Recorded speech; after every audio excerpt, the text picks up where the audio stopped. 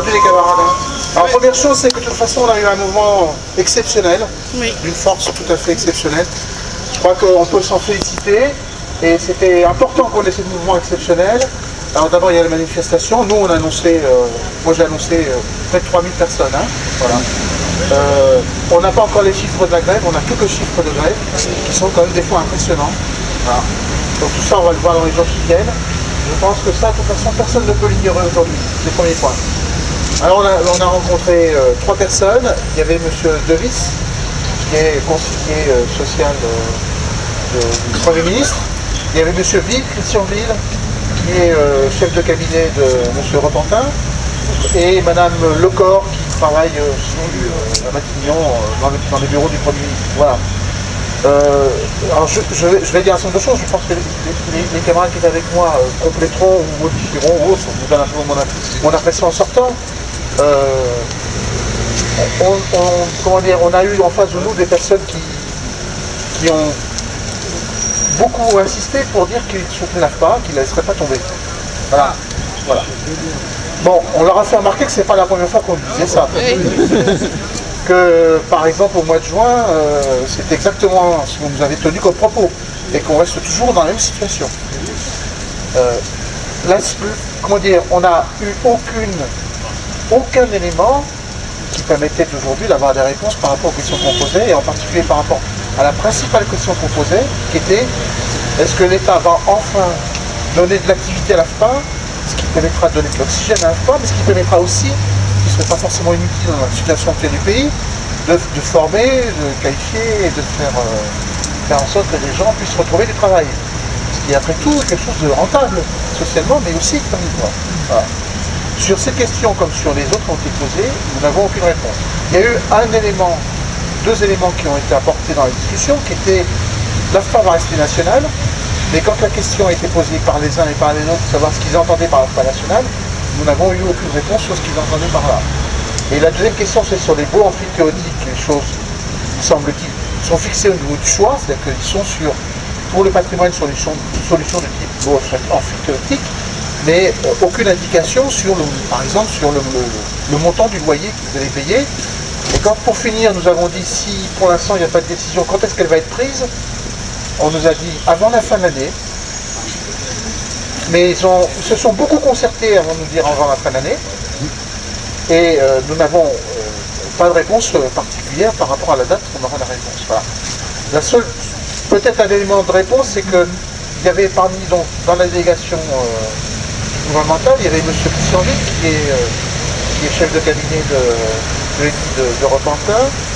Et vous savez qu'on avait demandé un rendez-vous à Sapin et Repentin. Donc, il a été convenu qu'il nous appellerait d'ici 15 jours, 3 semaines, moi c'est ce que j'ai noté, et qu'on aurait à ce moment-là des réponses aux questions que nous posons. Voilà. Alors, moi bon, proposition que nous faisons comme ça en sortant, hein, je crois que chacun dira un petit peu ce qu'il en pense, en tout cas pour ce qui concerne la CGT, je crois qu'aujourd'hui, c'est une réponse qui ne peut pas nous satisfaire du tout.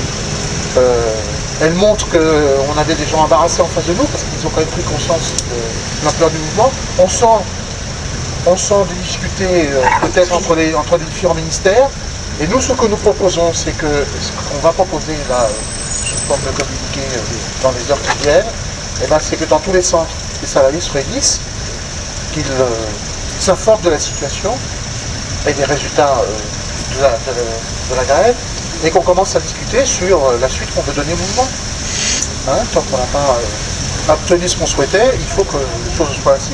Et de toute façon, les organisations syndicales vont se réunir dès la semaine prochaine pour elles aussi discuter de la suite du mouvement. Voilà la proposition qu'on peut faire à l'heure actuelle. Voilà. Donc je passe la parole à Alain. Oui, ce qu'on peut rajouter, c'est qu'ils ont beaucoup insisté sur le plan de refondation, en disant qu'ils connaissaient le plan de refondation et qu'ils soutenaient le plan de refondation non pas un sec de Nîmes, et qu'ils soutenaient ce plan de refondation. Maintenant, effectivement, on retrouve les questions, comment précisément, là on n'a pas de réponse à ça. Ils disent qu'évidemment ils sont au courant de ce que préparer. Voilà. Oui, je disais qu'ils ont beaucoup insisté sur le plan de refondation en disant qu'ils connaissaient tous les jours, ils avaient des informations de Baron sur le plan de refondation et qu'ils allaient le soutenir. Que pour eux, c'était crédible. Alors eux, quand ils veulent nous rassurer, c'est de dire, ben, vous voyez, dans le plan de refondation, il n'y a pas l'éclatement de l'AFPA. Donc on soutient l'AFPA nationale. Effectivement, après, sur les questions comment, c'est plus compliqué. Bon, ils sont engagés pour donner des solutions pour qu'on puisse rencontrer le cabinet de Oran-Pantin dans 3 semaines à peu près. Donc ça nous mène à peu près avant Noël, date à laquelle ils disent qu'il y aura des réponses. Mais effectivement, on a l'impression qu'il faut vraiment continuer à pousser parce qu'ils sont très hésitants. Mais ils sont hésitants et effectivement, comme l'a dit Jacques, il y a probablement des grands débats entre ministères, probablement d'autres aussi entre différents courants du PS, je ne sais pas. Dans tous les cas, il y a Bercy, comment il va débloquer des fonds, qui va débloquer des fonds. On a senti que, enfin il l'a dit, l'État n'aidera pas tout seul la fin. Il faudra qu'il y ait d'autres acteurs, notamment sans doute le pool bancaire et aussi ceux qui apporteront à fond roulement. Donc rien n'est joué, donc il faut poursuivre et effectivement il va falloir s'exprimer dans les établissements quand on aura présenté de façon plus en détail l'entretien. Voilà, je vais passer la parole à Hervé. Oui, alors visiblement, pour nous, nous ne sommes pas plus avancés que ce matin. Il n'y a pas eu d'avancée de la part du gouvernement. Bon, il y a quand même un point positif dans la journée, c'est quand même qu'on était quand même 3000 à s'être déplacés à Paris. C'est quand même énorme. Ça fait quand même pas loin de plus de 20% de la population de l'AFPA. Sans compter les chiffres de la grève qu'on n'a pas encore, mais qui devraient être, d'après ce que l'on sait, élevés. Bon, ça c'est quand même un point positif. Ce qui l'est moins quand même, c'est qu'on voit bien qu'on est en train de nous faire lanterner, qu'alors même qu'au CCE, nous allons être consultés bientôt sur le plan de refondation. Nous n'avons aucun élément sur le financement de ce plan de refondation, sur les modes de financement de l'AFPA. Et c'est la question qu'il faut poser. Et la question que nous on pose à Force ouvrière et qui est partagée, c'est aussi la question de l'appel d'offres, de la loi de 2004, de l'accès de tous les stagiaires à égalité de droit sur l'ensemble du territoire à la formation professionnelle. Si on n'interroge pas à un moment cette question, je ne suis pas certain qu'on puisse aboutir. Alors pour nous, il faut continuer à mettre la pression, bien entendu. Nous appelons aussi à ce que le personnel se réunisse en assemblée générale pour discuter de tout ça, pour discuter de la suite à donner à ça.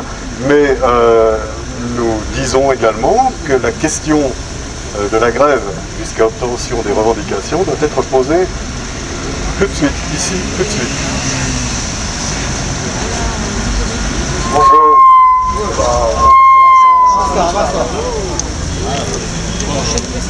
Oui, François Duval pour Sud. Donc, ils ont commencé par nous résumer toutes les actions qu'ils avaient déjà prises pour essayer de sortir la tête de l'eau de l'AFPA. Donc, le versement de 20 millions d'euros. Vous m'entendez? Oui. 20 millions d'euros, c'était en juillet.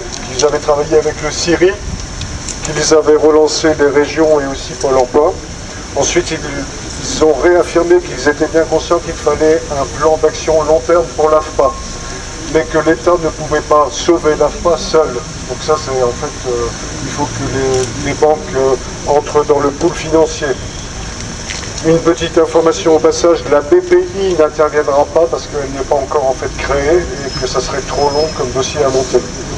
On a également appris que l'AFPA était sous une procédure judiciaire, dans une procédure de conciliation. C'est le deuxième degré des entreprises en difficulté. On a d'abord été au mois de juin sous mandat ad hoc. C'est une période d'observation où il y a un expert judiciaire qui regarde si l'activité de l'entreprise est viable. La procédure de conciliation, c'est déjà un peu plus sévère. La procédure suivante, c'est le dépôt de bilan.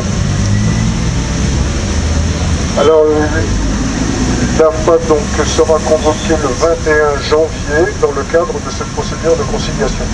Donc on a déjà là une seconde date limite. Ce qui pour nous, Sud, est grave, c'est que l'État ne juge pas le plan Barou irréaliste. C'est-à-dire que Barou va avoir un blanc-seing pour le mettre en œuvre. L'AFPA obtiendra certainement de l'argent, mais à quel prix? Donc il va falloir faire attention aux fermetures de centres, aux réductions d'effectifs. Dans tous vos centres, s'il y a des personnes qui sont proches de l'âge de la retraite, il va falloir que vous vous battiez pour que la personne soit remplacée. Voilà. Merci d'être venus aussi nombreux et bon retour pour ceux qui repartent en province. Et puis peut-être à une prochaine manifestation, vous allez vous réunir en assemblée générale dans les centres et il faudra peut-être de nouveau faire une manifestation à Paris. Oui, moi ce que je voulais ajouter, c'est que ce qui m'a paru plus grave, c'est que l'État n'arrive pas à dire ce qu'elle veut que l'AFPA soit, quelle activité. Et ça c'est fondamental, parce qu'avant d'arriver effectivement au financement, l'État est incapable de dire l'AFPA c'est mon opérateur, c'est la politique du titre, c'est la formation de demandeurs d'emploi. Et ça, rien n'a été dit. On veut une AFPA nationale, mais la question, c'est quoi pour vous une AFPA nationale? On n'a rien, on nous dit rien. 3 ministères quand même. Moi ça m'a paru dangereux parce que derrière on est devant, on est confronté à des réunions interministérielles chaque jour. C'est pour ça qu'il faut rester mobilisé, parce que ces réunions ont lieu tous les jours et qu'on va prendre des décisions pour l'AFPA sans savoir ce qu'ils veulent faire de l'AFPA. Et nous la première question qu'il faut demander, c'est qu'est-ce que vous voulez que l'AFPA soit? Après les financements viendront, parce qu'il y a un risque vraiment. Le plan de refondation, de toute manière, il n'y a pas de plan B. S'il n'y a pas des financements de l'État, eh ben, on va droit dans le mur, quoi. Et ils en sont conscients. Alors pour l'instant, ils n'ont pas de solution, parce que Bercy, me semble-t-il, justement, ne répond pas à ces questions. Ils n'ont pas la solution, puisqu'il faut la trouver. Mais ça, il faut aller la chercher, parce que sinon, eh ben, on va droit dans le mur. Donc la mobilisation, nous, on y est pour. Il faut absolument continuer.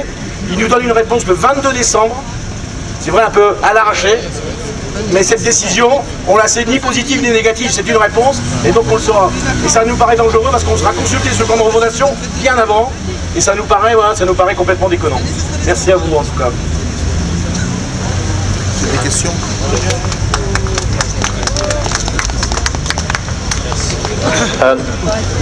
Oui, alors je partage tout à fait l'avis des autres syndicats. Rien de rassurant du tout, ça c'est clair. On ne sait pas, l'État va mettre un peu dans le pot de 200 millions pour pouvoir faire bouger l'impôt bancaire. L'État va, au lieu de faire une dotation de ce qui concerne un patrimoine, un vrai patrimoine solide qui nous permettrait justement de mobiliser davantage les banques, ben non, ça va être vraiment des bails amphithéotiques dont on ne connaît pas le montant. Donc on ne crédibilise pas l'association, c'est pas vrai. Donc moi je suis franchement très inquiet, surtout quand le plan de refondation, au moment de la discussion, s'est transformé par plan de redressement. Là j'ai quand même tilté, puisque je sais à peu près ce que ça veut dire un plan de redressement. Et si les créanciers ne sont pas tout à fait convaincus, et ça peut être possible, et bien là ça passera à la 3e étape. Voilà, donc je vous la décris pas, je vous la laisse dominer. Voilà, enfin merci toujours pour cette très belle mobilisation et je crois qu'il faut continuer à s'accrocher. Bonsoir.